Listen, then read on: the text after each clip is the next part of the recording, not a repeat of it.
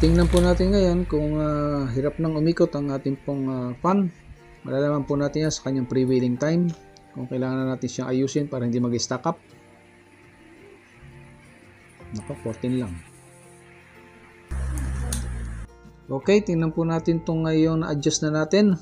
Kung siya ay hirap pa ba o maganda na ang kanyang ikot at wala ng friction. At kung aabot siya sa at least minimum of 30 seconds ng pre-wheeling time ng ating pong fan.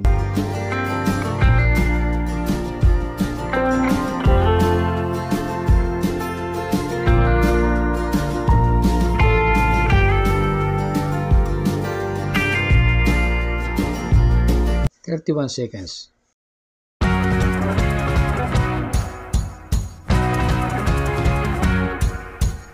Magandang araw mga katoto, mga ka-DIY. Isa na naman pong DIY tips episode ng ating pong ibabahagi sa araw na ito para po makapagbigay ng idea at makatulong sa ating mga katoto na nagdi-DIY upang maging madali ang ating mga gawain sa araw-araw at nang tayo makatipid din po sa time, money, and effort na kailangan natin sa panahong ito. Po?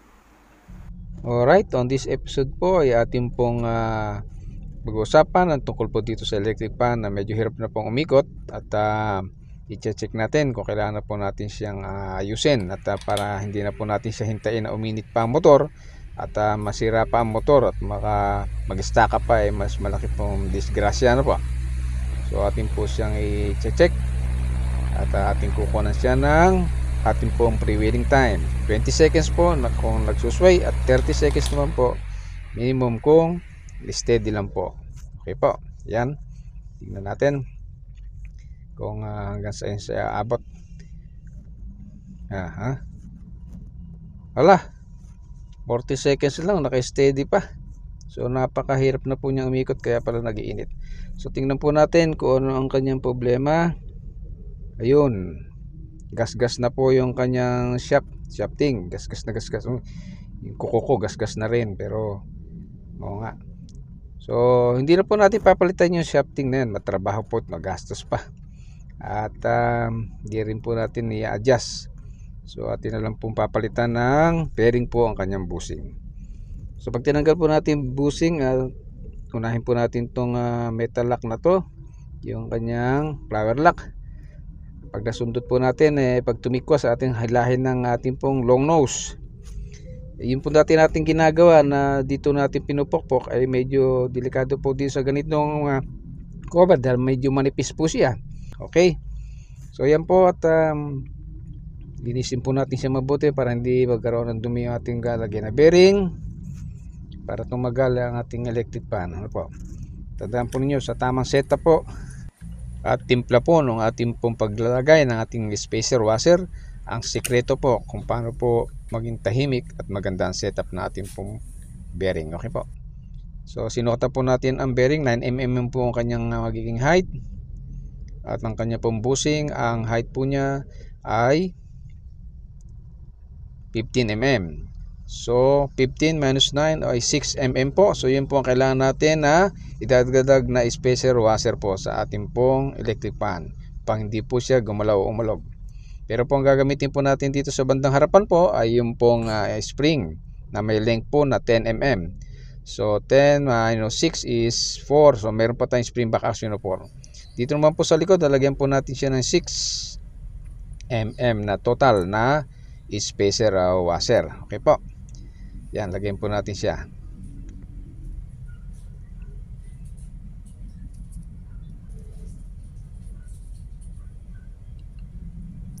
Okay, tandaan lang po natin na dapat ang ilalagay natin sa may labas o tabi po ng bearing ay yung maliit po na washer, ano po, para po hindi po siya tumama ron sa outer ring ng ating pong bearing, ano. Okay, so magdadagdag pa tayo ng isang washer, pero ilabas natin itong maliit, ilagay natin itong malaki kasi yung maliit po palaging katabi po yan ng ating bearing para hindi kumayod sa ating outer ring. Mahirapan po umikot kasi pag doon po tumama sa outer ring po yan. Yan po importante, ano po.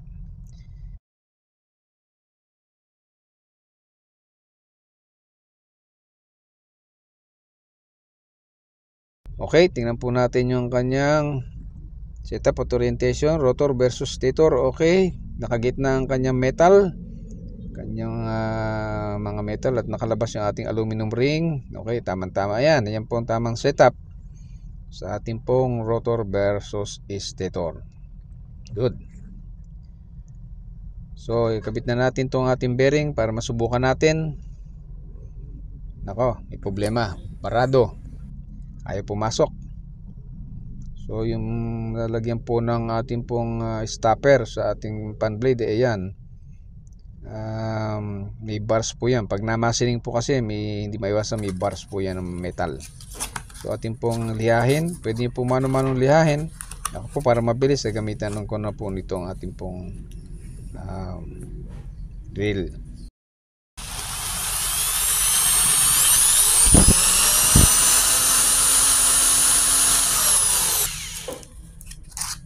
Okay, naayos na ating drill gun. Tingnan natin kung okay na siya. Okay na siya. Pasok na.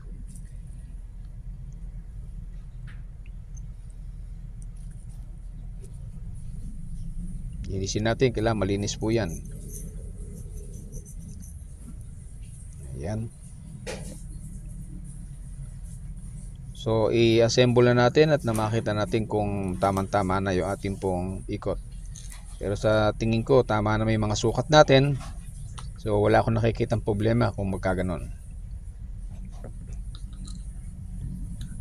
At ito pong i-spring natin, tamang-tama po yan. Kung nahirapan kayo talagang magbalanse, i-spring po gamitin nyo sa harapan, para po hindi na kayo magbabalanse ng matagal sa mga spacer, kung gaano karami at gaano kakapal. So atin na pong higpitan.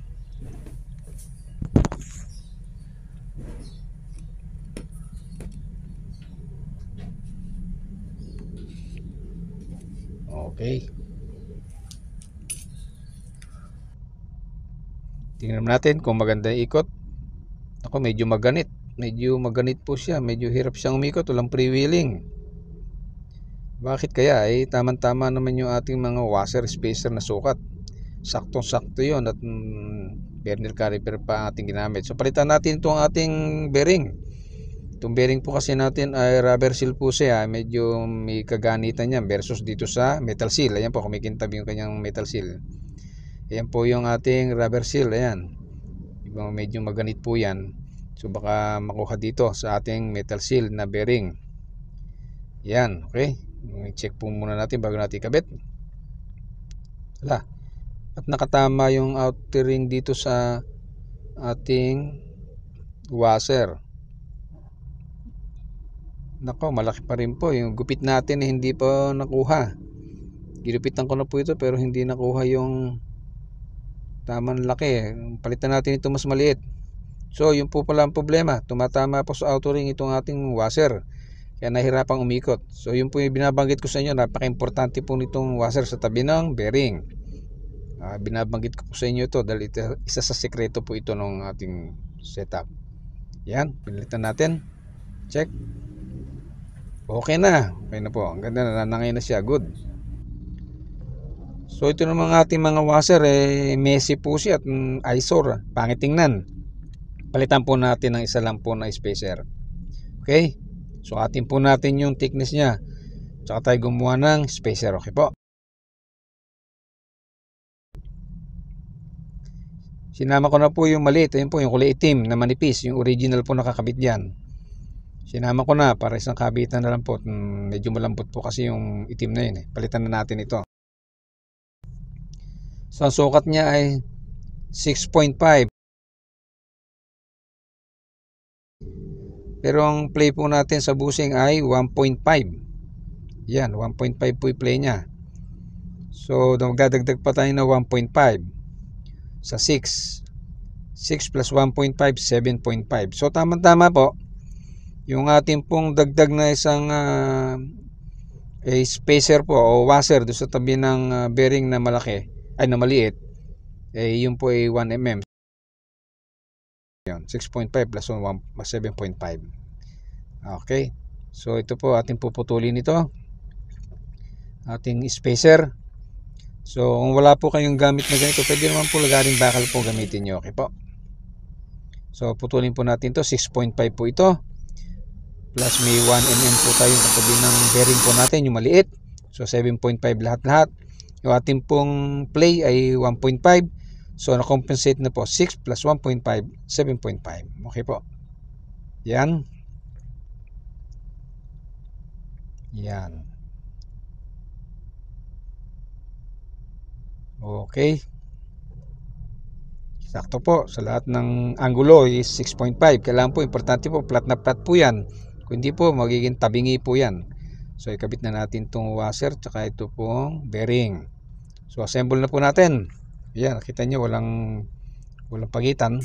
Lagyan po natin siya ng kapatak na maliit galuha po nitong ating silad. Para po maging pangmatagalan to ang ating setup. So siksikin natin dito para hindi gumalaw. Kailangan po walang splatter.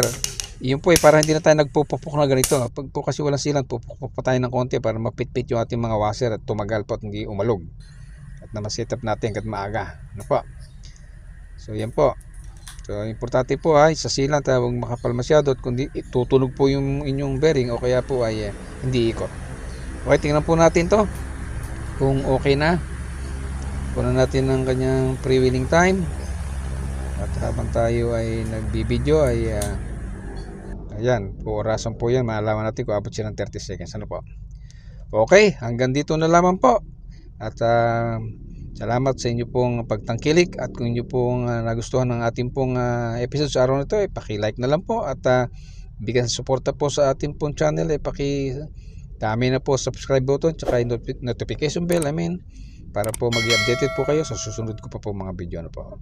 Hanggang sa muli, bye bye and God bless us all. Ingat po palagi!